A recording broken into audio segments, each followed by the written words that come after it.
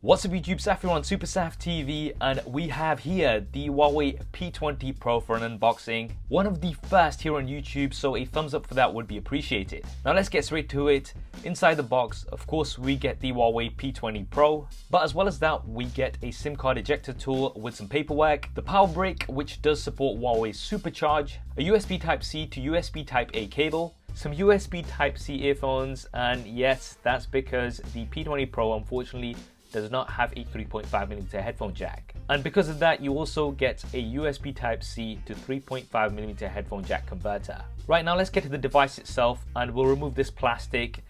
And first things first, I gotta say I absolutely love this color. For the build, we've got a metal frame with curved glass on the front and back. And the P20 Pro is available in 4 colors: black, midnight blue, pink gold, and twilight, which is the version that I've got here.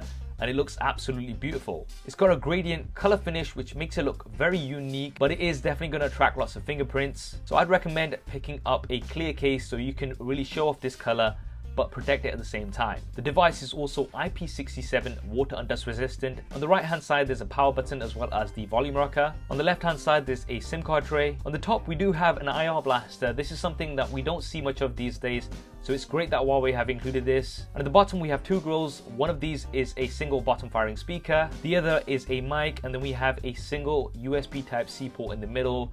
And as mentioned earlier on, that is because we don't have a 3.5mm headphone jack. And we do have up to 990 kilobits per second Bluetooth transfers, so you can get some high quality wireless audio with this. Now let's move on to the front.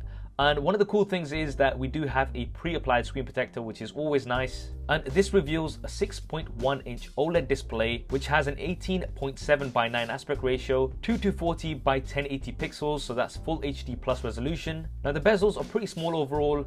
However, we do have a bit of a chin, but that is because we have a front-facing fingerprint scanner. Now personally, I do prefer a front-facing fingerprint scanner, so it is quite nice that they've managed to include this, even though the device has small bezels. And at the top, yes, there's a notch. Now the notch is smaller than the iPhone but slightly larger than the Essential phone, and it houses a 24 megapixel front-facing camera with an f2.0 aperture. Now apparently these are larger than average size pixels, which should give you better low light selfies. And there is also a portrait mode from the front-facing camera, which seems to work pretty well. Now I know how most people, including myself, feel about the notch, but it's notch like you can't do anything about it. Okay, anyway, basically you can hide the notch through software. Now this is gonna put a black bar behind the notch, so you'll still be able to see useful information such as your battery indicator as well as the time. So I'm glad that they've included this, because if you don't like the notch, then you can hide it. Now let's move on to the back and talk about the cameras, which are the highlight feature of the P20 Pro. We've got a Leica Triple Camera setup. There's one monochrome camera, which is 20 megapixels with an f1.6 aperture. There's an RGB camera with a whopping 40 megapixels and an f1.8 aperture. And finally, there's a telephoto camera with 8 megapixels and an f2.4 aperture with optical image stabilization. There's also a color temperature sensor, which is going to help with your white balance, and a laser transmitter and receiver for improved autofocus.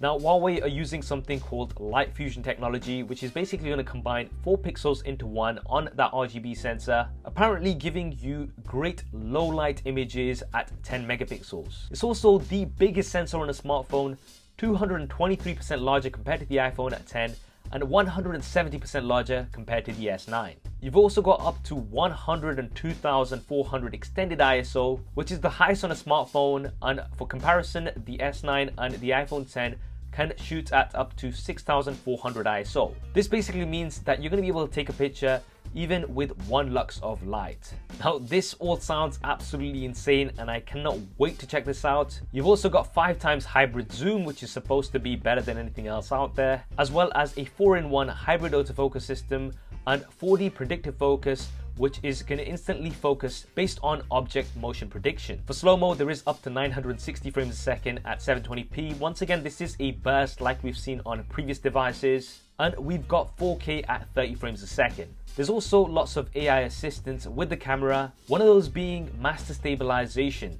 Now Huawei are saying that this is going to allow you to take long exposures of up to 4 seconds handheld. There's also Huawei AIS video stabilization, which is supposed to be more stable than optical and electronic image stabilization. Now all of these things sound absolutely great, but of course we're going to have to do lots of SuperSaf style camera comparisons So definitely let me know in the comments below which device you'd like me to compare the cameras of the P20 Pro to first. Now looking at the internals, we do have the Kirin 970 processor, 6GB of RAM with 128GB of base storage, which is not expandable, an absolutely massive 4000 mAh battery, which does support SuperCharge as mentioned earlier. However, there is no wireless charging unfortunately. In terms of the software, we've got Android 8.1 with EMUI 8.1 on top. Now I know EMUI is not for everybody, but there are some new AI assisted features which we'll be checking out in some future videos. And as well as the P20 Pro, today there was also the P20 announced, which has a very similar build and design to the P20 Pro, but has a 5.8-inch LCD display, 4GB of RAM, a 3400 mAh battery, a Leica dual camera setup with 12 megapixels RGB and 20 megapixels monochrome,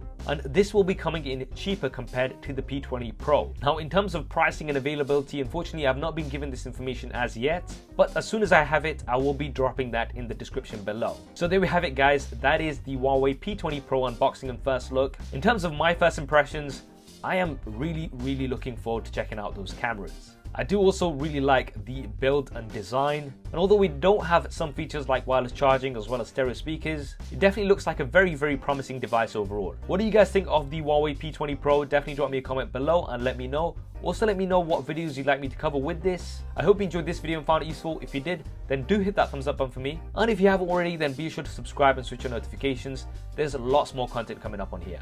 Thanks for watching. This is Saf on SuperSaf TV. I'll see you next time.